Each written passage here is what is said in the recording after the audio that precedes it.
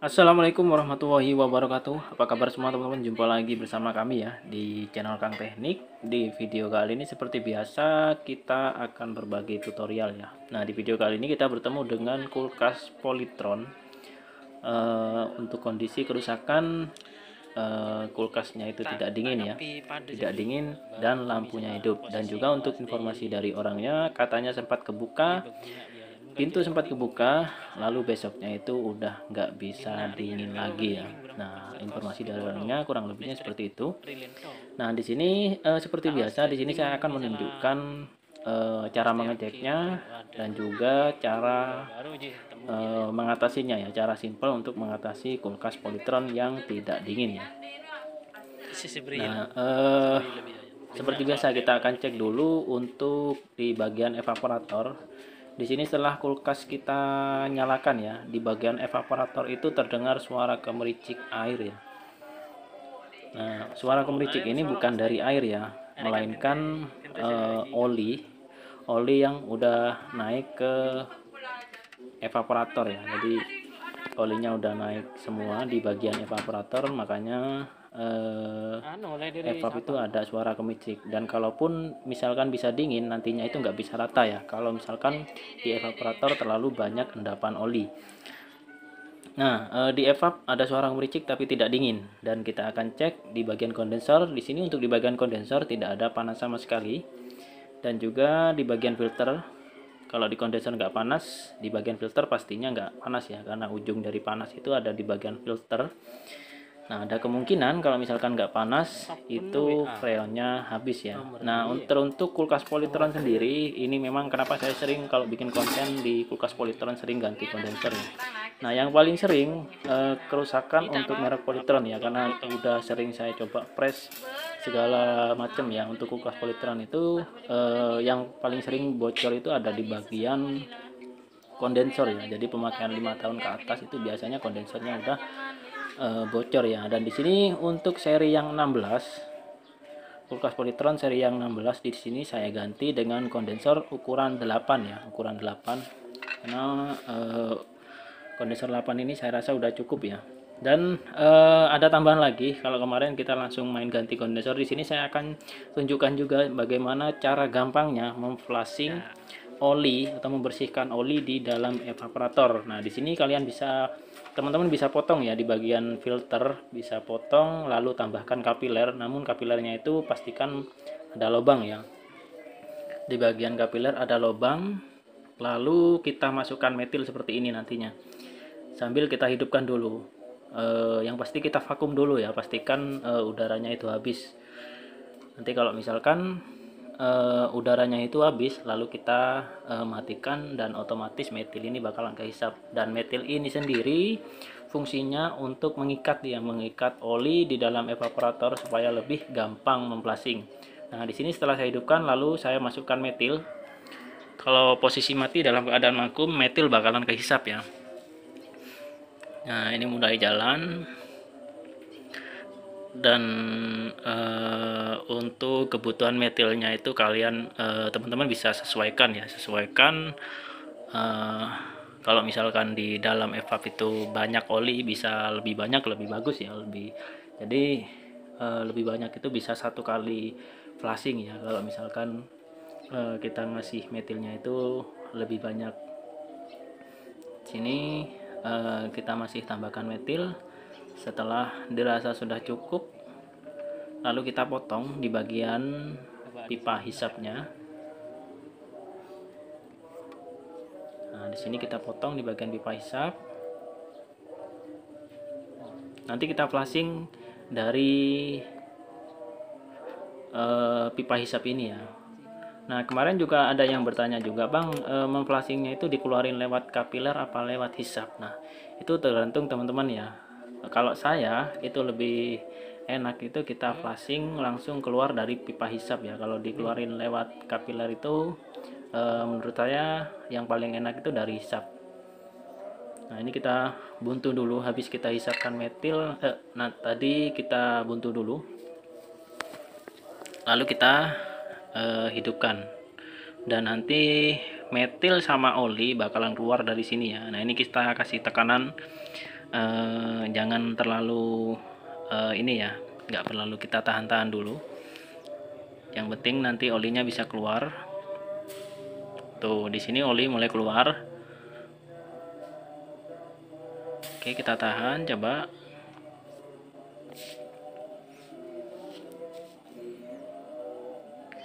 Kita tahan lagi. Oh, di sini oli udah mulai keluar. Ini masih oli ya, belum metil ya yang keluar. Nah, di sini baru metilnya juga ikut keluar. Nah, ini nanti otomatis metil sama oli itu bakalan mengikat ya. Di sini kita nggak perlu neken-neken lama-lama, oli sama metil udah keluar tuh. Di sini udah keluar nih.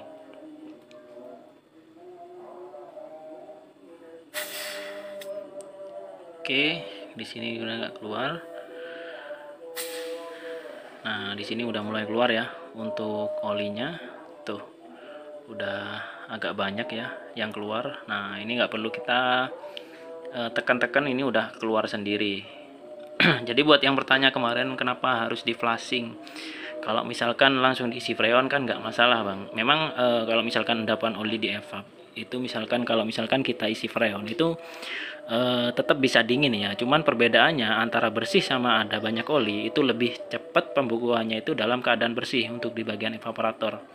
Makanya di sini langsung saya flashing. Dan juga kalau misalkan ada banyak endapan oli di evap, gumpalan esnya itu biasanya nggak merata ya teman-teman ya. Jadi saran saya kalian bisa flashing ya. Nah, di sini setelah saya flashing dan juga dirasa untuk oli sudah habis ya. Nah, di sini untuk olinya udah habis. Tuh, habis. Udah nggak ada. Jadi lebih cepat ya. Dan selanjutnya kalau misalkan udah habis, kita langsung ke proses pemasangan kondensor. Dan di sini untuk penambahan olinya kalian bisa sesuaikan. Kalau misalkan teman-teman itu ada terlalu banyak ya yang keluar olinya, teman-teman bisa tambahkan untuk oli pada kompresornya. Di sini untuk filter sekalian kita ganti. Kenapa saya ganti? Karena ada kemungkinan kalau misalkan bocor itu di bagian filter itu ada banyak oli ya biasanya. Jadi kita ganti. Nah, di sini kita langsung las saja untuk di bagian kondensor.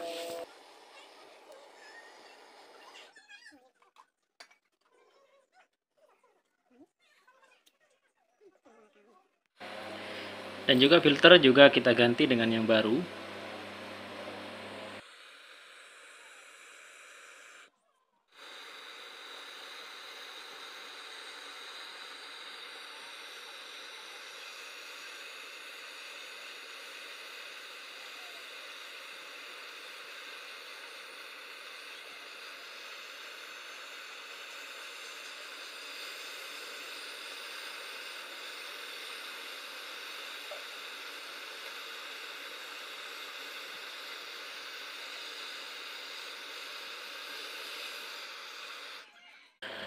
Oke, setelah kita masuk ke proses pengelasan, kali ini udah kita masuk ke proses pengisian freon. Dan di sini kita coba vakum lagi. Kita membuang udara ya, udara yang ada di sistem perpipaan. Nah, ini bertujuan supaya nanti pada saat proses pendinginan itu lebih merata.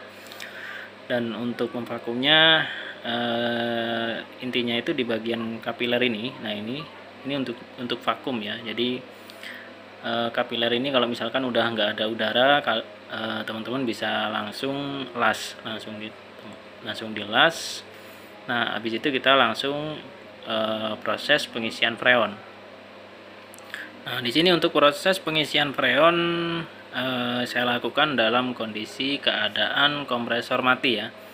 Kompresor mati. Dan untuk tekanannya itu pada saat mati teman-teman bisa isi antara 70 sampai sekitar 80 psi. Kalau bisa 80, kalau nggak bisa ya berada di 70 aja ya. Nah, di sini setelah tekanan sudah berada di angka 80 psi ya. 80 PSI. Selanjutnya kita coba langsung hidupkan kulkasnya. Oke, di sini untuk kompresor sudah hidup, otomatis tekanan ini bakalan turun ya. Dan untuk penambahannya seperti biasa saya lakukan dalam keadaan hidup ya untuk penambahannya nanti. Dan di sini kita cek dulu turun sampai di angka berapa. Di sini untuk tekanan turun di angka berapa ini? Sekitar 10 PSI, dan ini masih bisa turun lagi. Oke, ternyata masih di angka 5. Tekanan udah berada di angka 5.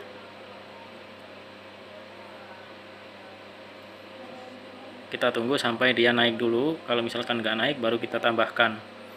Nah, di sini untuk tekanan udah berada di posisi 0, di atas 0 dikit ya. Nah, kita cek di bagian kondensornya dulu. Kondensor udah terasa hangat tapi setengah saja. Nah, kalau misalkan kondensor panasnya setengah, ada kemungkinan freonnya kurang. Nah, ini kita tambahkan lagi.